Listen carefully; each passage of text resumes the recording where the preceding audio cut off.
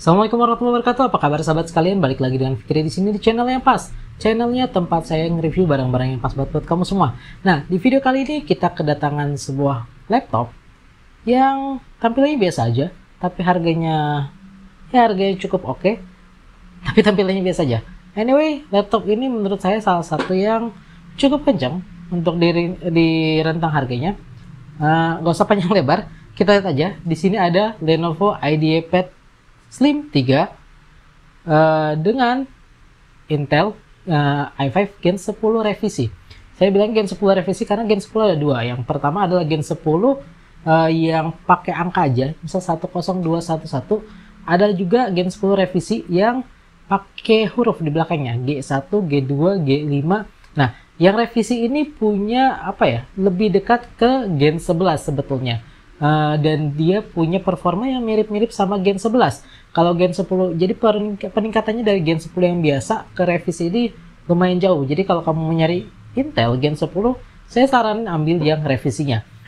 Oke, kita balik lagi ke laptopnya. Nah, laptopnya ini adalah iDRAM 3 dengan i5 Gen 10. IdeaPad Slim 3 saya lupa tipe belakangnya. Pokoknya IdeaPad Slim 3, semuanya Slim 3 gitu. Dari tampilannya, bentuknya, dimensinya sama aja. Jadi kalau kamu bisa lihat di sini, ini bentuknya kayak gini, tampilnya gini. IdeaPad Slim 3 banget, sama IdeaPad Slim 3 yang terakhir saya review, yang pakai AMD 3020E, nyaris gak ada bedanya. Bahkan saya bisa ngasih footage yang sama tanpa kamu sadari. Paling yang beda cuma di sini. Yang bakal bikin beda adalah dia di sini ada stiker Intel Core i5-nya sama Nvidia, karena dia sudah pakai discrete graphic card Nvidia MX330 dengan memori 2 GB. Lumayan, laptopnya tipis. Nah, kenapa kemarin habis pakai XE sekarang bawa yang ini? Anyway, mulai video kali ini saya bakal kasih tahu nama sponsornya. Jadi thanks banget buat Bro Azhar yang sudah minjemin laptopnya untuk kita review di video kali ini. Dan kita balik lagi ke laptopnya. Jadi kita bakal bahas tampilannya dulu. Tampilannya benar-benar nggak ada bedanya sama IdeaPad Slim 3 karena memang ini IdeaPad Slim 3. Jadi kamu bisa ngeliat IdeaPad Slim 3 yang ini dan IdeaPad Slim 3 yang pakai AMD 3020E yang paling murah itu, ya bentuknya sama gitu, bentuknya sama. Yang beda stikernya dan tentunya performanya. Nah, di sini bahas lagi bodinya. Bodinya sama persis. Mungkin yang bakal beda penempatannya. Kalau bisa kita lihat, di sisi kanan dia cuma ada slot SD card sama jack audio sama lampu indikator. Sementara semua port yang lain selain SD card adanya di sisi kiri. Di situ ada untuk DC-in, ada HDMI dan ada 3 USB Type A. Jadi nggak ada Type C-nya. Ya, dia nggak ada Type C-nya, nggak masalah. Untuk tampilannya ya udah gitu aja. Ini laptop profesional, laptop office yang memang tampilannya office. Nggak ada yang beda dengan seri-seri sebelumnya. Keyboardnya masih sama, masih tetap nyaman, masih tetap oke untuk ngetik. Tapi gitu aja gitu. Nggak ada yang lain-lainnya. Kalau ada yang beda, balik lagi tadi saya bilang adalah performanya. Nah, balik lagi, saya bakal sebutin lagi spesifikasinya. Spesifikasinya dia sudah i5 Gen 5 dengan i5 Gen 5 dia pakai serinya 1035G1. Jadi ini sama S333JQ yang pernah saya review tahun lalu, dan dia sudah pakai Nvidia MX330. Mirip-mirip lah sama 350, beda dikit performanya. 2 GB discrete, RAM-nya 8 GB. Itu aja. Layarnya masih standar, NTSC-nya 45%. Saya lupa di sini IPS atau TN, tapi ya cukup oke, standar lah gitu layarnya. Touchpad-nya masih sama, semuanya masih sama. Terus berita bagusnya adalah kalau saya baca dari spesifikasinya, dia harusnya masih bisa upgradable. Jadi walaupun dia RAM-nya bawaannya sekarang 8 GB, ini masih bisa di-upgrade. Kalau dari seri dari websitenya harusnya sampai 12 GB. tapi nanti kita lihat bisa kita upgrade sampai berapa sih. Anyway, sekarang kita bahas masalah performa. Kalau ngomongin laptop harganya mahal, ini lumayan mahal, harganya 10 jutaan, pasti kita mau tahu performanya seperti apa. Nah, balik lagi, karena memang ini laptopnya sharing office, kita nggak bisa banyak bicara tentang tampilan, tapi kita ngomongin performa. Performanya dia sudah pakai SSD 512 GB, 512 GB dengan kecepatan yang lumayan oke. Standar Lenovo biasa banget di 2000 MB per second. Jadi kalau untuk nah, SSD-nya ini juga stabil, nggak ada perubahan berarti ketika kita pakai baterai atau kita colok listrik. Dia adanya di 2100 MB per second untuk read-nya, dan write-nya ada di 1100 MB per second. Jadi nggak ada perubahan berarti. Jadi kamu pakai ini, pakai colokan atau pakai baterai, no problem, masalah SSD-nya dia akan tetap kencang. Terus gimana tentang pengujian performa CPU-nya? Saya uji ini pakai Cinebench R23 untuk performanya. Nah, ini kita lihat untuk CPU-nya single core-nya dengan baterai dia bisa mencapai 1063 PTS. Skornya 1063. Ini agak menarik sih karena ternyata skornya ini lebih tinggi dari Asus K413 yang kemarin baru saya bahas. Ya, pakai baterai. Tapi yang mungkin kekurangannya, karena ini kan apa ya, kalau menurut saya ini Gen 10 dadakan yang dikeluarin untuk ya itu, karena dibombardir sama AMD dengan seri-seri terbarunya Zen 3-nya. Untuk multicore-nya ternyata ya nggak sekeren itu juga. Jadi saya dapetin dengan baterai, saya bisa dapetin skornya 2800. Jadi nggak sampai setengahnya, tapi lumayan jauh dibandingin i5 Gen 11-nya untuk multicore-nya. Kalau untuk single core-nya so-so lah, masih bisa bersaing. Nah, gimana kalau kita colok baterai? Kalau dicolok baterai, kita bisa dapetin untuk CPU single core-nya 1111 PTS. Jadi sedikit ada kenaikan, dan sementara untuk multicore-nya kenaikannya cukup lumayan dibandingkan sebelumnya, tapi nggak signifikan banget, dari 2800 ke 3467. Jadi ya lumayan lah gitu, daripada nggak kan ya, pokoknya gitu. Nah, itu untuk secara performa dengan benchmark. Gimana untuk realnya? Nanti kita bakal tes, kita pakai game. Saya nggak bisa pakai RDR2 karena insannya lama sekali, jadi saya pakai yang ada. Kita bakal tes. Oke, sekarang kita ngomongin soal performa. Dipakai untuk game Witcher 3, saya pakai yang kita saja karena ini triple E. Kita masih bisa dapetin skor 24 fps dengan apa ya? Dengan settingannya ada di, kalau bisa lihat sini, settingan videonya Full HD ya, Full HD, dan kita pakai medium. Jadi masih bisa dapat di 25 fps, masih playable lah. Bisa dilihat ini cukup oke. Saya belum tes sih. Kalau yang sebelumnya saya pakai seri MX itu, ketika dicabut listriknya dia bakal mengalami penurunan yang signifikan. Saat itu saya pakai Asus VivoBook S33. Nah, ini saya coba cabut untuk listriknya, dan saya ngerasa masih sama aja, masih playable juga, masih enak-enak aja untuk dipakai. Kayaknya nggak ada masalah gitu untuk penggunaannya. Tadi balik lagi, ini pakainya medium. Kalau kita pakai ultra ya dia bisa, tapi paling 11 fps, dan key-nya sering nggak respon.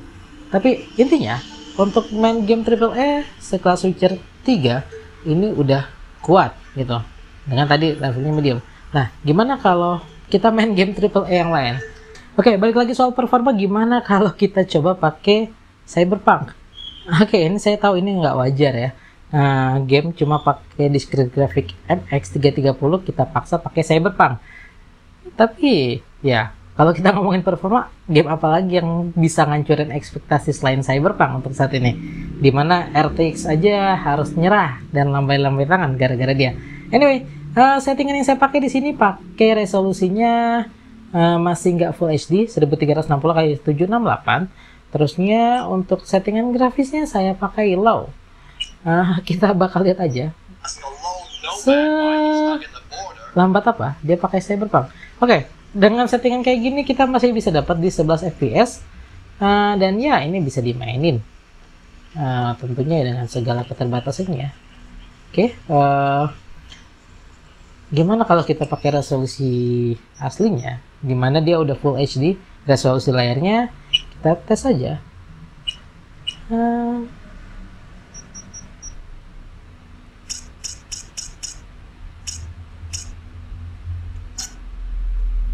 Oke.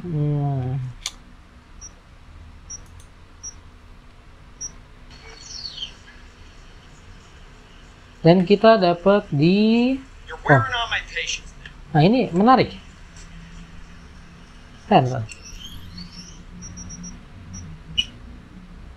Oke, saya pakai resolusi Full HD sekarang.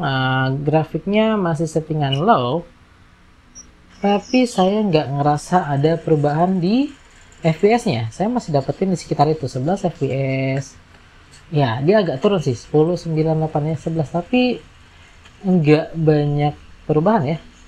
Dan ya, ini masih bisa dimainkan tentunya dengan level kesabaran tertentu.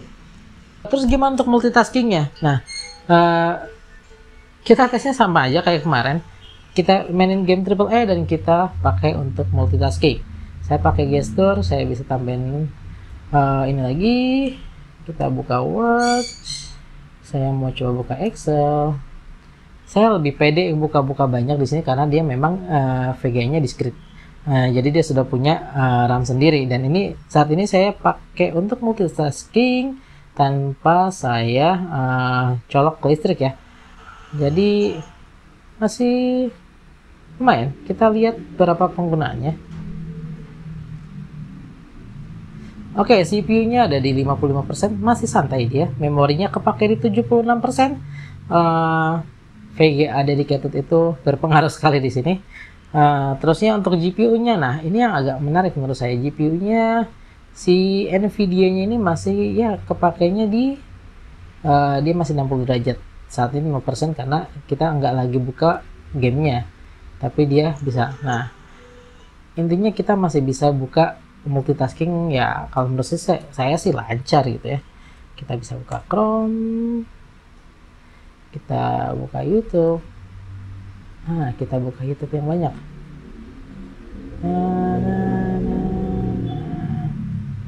Dan semuanya masih kebuka dengan ya nggak banyak masalah gitu. Dan kita masih bisa akses yang lain-lainnya. Jadi untuk cara multitasking oke ya.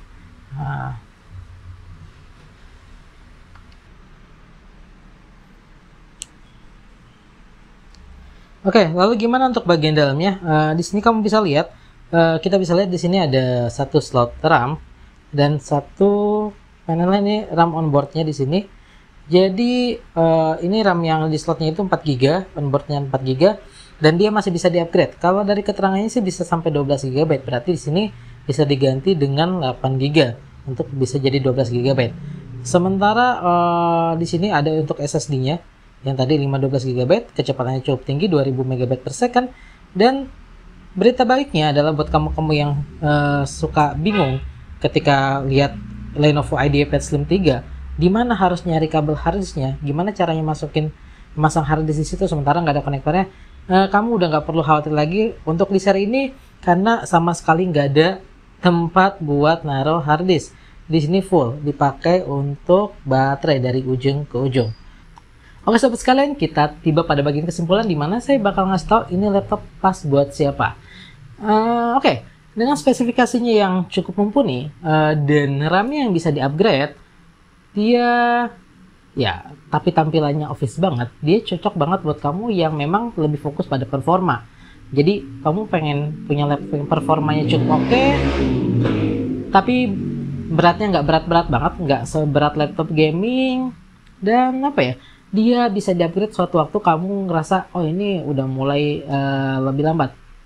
Kalau ada yang nanya kenapa harus di-upgrade, ya saya bilang gini, mungkin untuk sebagian besar orang 8GB itu gede, tapi menurut saya 8GB itu untuk saat ini 2021 itu adalah standar minimum.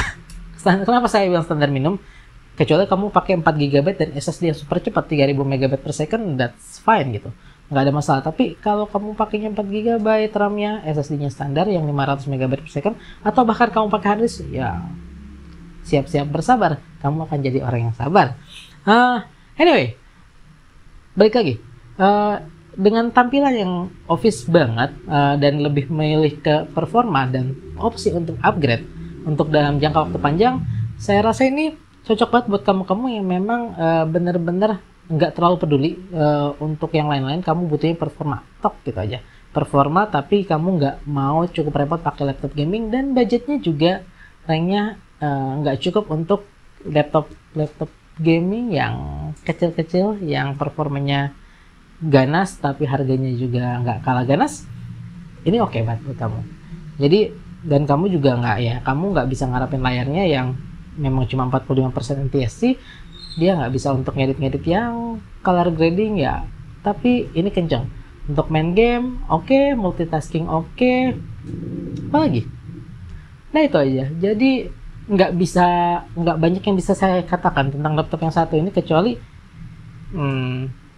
ya dia bisa membantu kamu menyelesaikan pekerjaan kamu dengan oke. Nggak banyak yang lain-lainnya, nggak ada tampilan yang gimana-gimana, layar gimana-gimana, tapi bisa diajak kerja keras. Oke, itu aja, mudah-mudahan reviewnya membantu. Saya Fikri undur diri. Assalamualaikum warahmatullahi wabarakatuh.